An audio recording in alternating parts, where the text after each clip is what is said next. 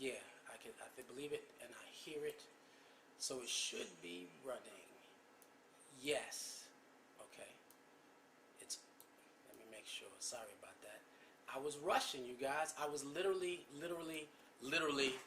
rushing. So I don't know what the sound like. I don't have my headset on. I can't hear how things are going. However, this is literally my first impromptu show ever. My first impromptu show ever. So I'm welcoming you here back to Afristream. You know, this is the location where we talk about the news around the diaspora to give you a Pan-African perspective. A Pan-African perspective on the news. And so I wanted to give you, I wanted to come in and I wanted to discuss this because in the middle of our season of gratitude, we have a situation or verdict that has come out according to Ahmad Arbery. And we are around celebrating this win or discussing this win. And I know that this is going to be a major conversation during our Thanksgiving moments.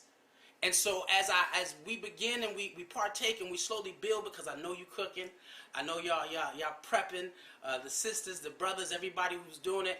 I know that this is what almost every household is doing right now during this season of gratitude. And I wanted to add a different perspective on this particular situation. So there is a breaking news, and the breaking news is systemic racism is not over. Systemic racism is not over. As we celebrate the legal win, the situation with Ahmad Arbery and all the other individuals who have faced such horrific endings of their lives or transitions is an example of the systemic racism, the cultural bigotry, the social injustice that this country is built off of. And there is no area of black life that escapes it. Unless we're dealing with, because even when we're dealing with spiritual awareness, we are still fighting that mark, that systemic racism, structural racism, and institutional racism, how it affects our thinking. And so we have not escaped it, but we can celebrate this one battle. And what I want to ask you is, what would it be like?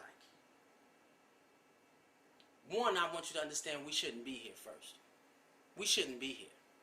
And being here doesn't mean we shouldn't be here physically as being on this side of the Atlantic, Pacific, oceans, or whatever. It's not necessarily saying that. It's even deeper than our physical presence. No race on the planet should be worrying about crimes against their humanity. We should not be in a place where we have to wonder whether or not we're going to find justice for the humane injustice put upon us as a people. We shouldn't be here. We shouldn't be marching up and down the streets trying to figure out how to get respect according to our divine creation. We shouldn't be here. What would life be like? What would life be like if crimes against humanity was a death sentence? For us here in the United States, if crimes against humanity was a death sentence, that's something that we have to take a look at. Because if they made it a death sentence, that shows you the value of life that this country has. But when you got to go into a court of law and then argue how much time are they getting, and that does not take away the fact that it was a crime against humanity. Should be not a life sentence, it should be a death sentence. Black people have died, hung, had the gas chamber for less.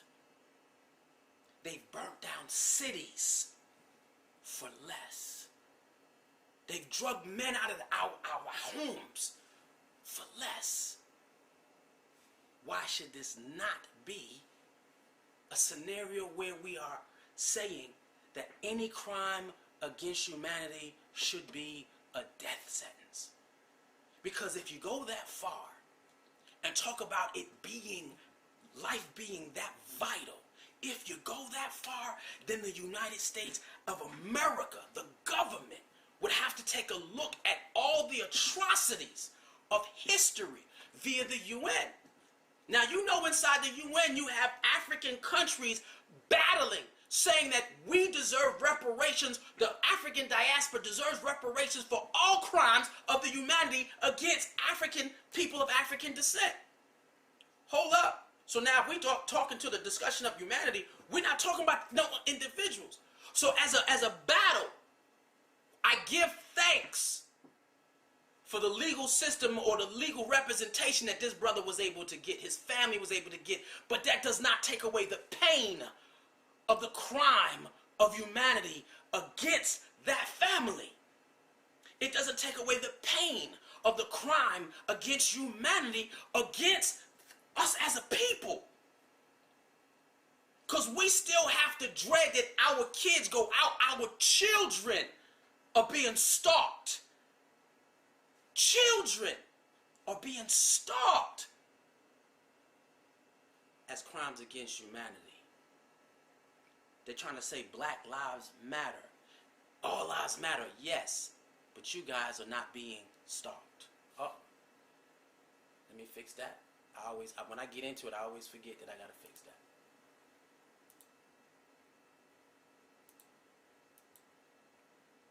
Wait.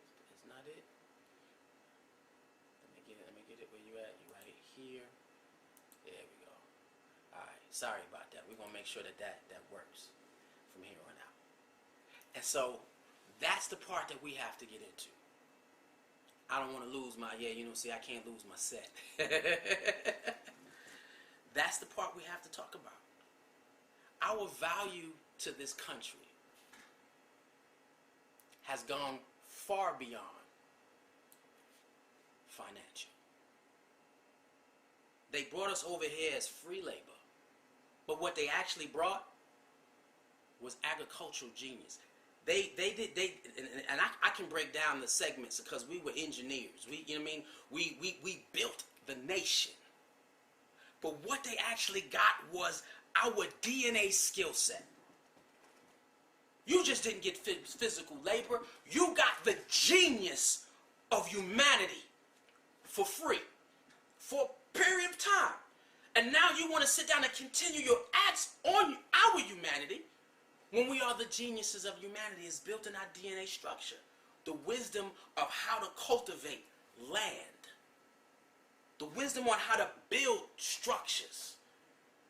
The natural physical abilities of black people. This was a crime against our humanity. And we deserve respect for that.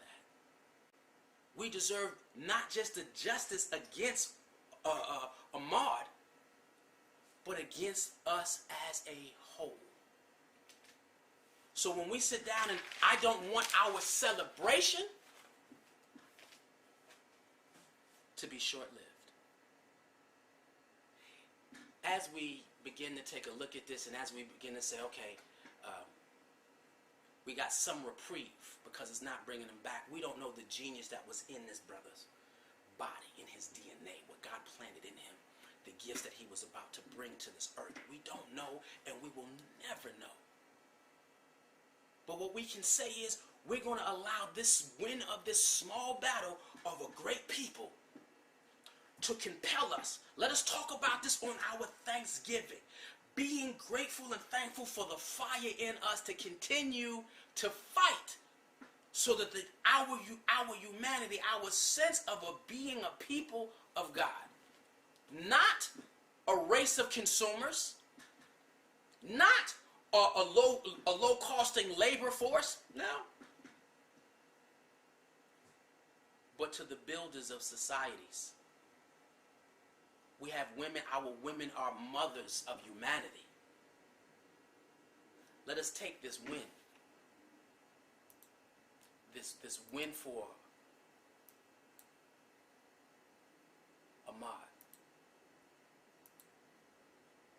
And let's turn it into a movement for us. Let us allow our celebration for finding a sense of legal justice, because that's all it was. Legal justice, because it doesn't resolve us mentally, psychologically, spiritually, because we live in a system that is still set against us. So even though we win, systemic racism wins the larger battle because it's still here. And the only way to fight that is to dedicate ourselves where we are committed to changing the paradigm. Where we're saying, you know what, not only do we want our due respect in the country that we created, our blood, our sweat, and our tears created 3 letters, USA. They couldn't have done it without us. We could have done it without them, because we had empires. Yes, it's proven. Great kingdoms and nations. But not only are we going to do that, but we will also want to talk about the establishment, building true self-determination, where the institutions of power that we give power to over our lives are benefiting us. That is true, or a true win and a true reason to celebrate. Building institutions that benefit our sense of humanity. Everybody else got it. Korea got it. North and South. Russia got it. Mexico got it. And we still got colonization of the continent and slowly trying to push them out. Which means that allowing this celebration to increase beyond saying thank you to the legal system of those lawyers that served that family. But now what would the world look like if we developed a Pan-African coalition for global support that respects the melanin in our system? Justice for Ahmad should turn out to justice for the Pan-African community. Yes. How beautiful would that be? What would that stir up in you?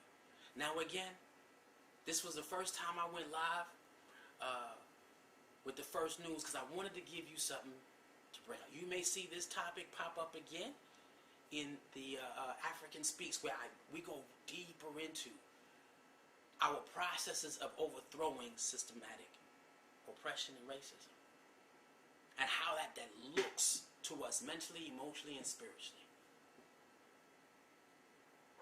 But today, we celebrate this.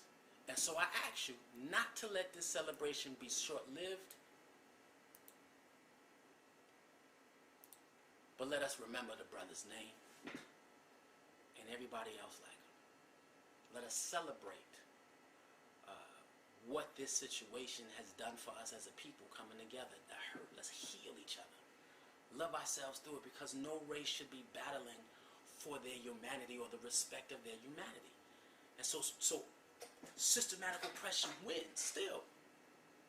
But that means as long as we commit to building that all black everything, that brother will be remembered.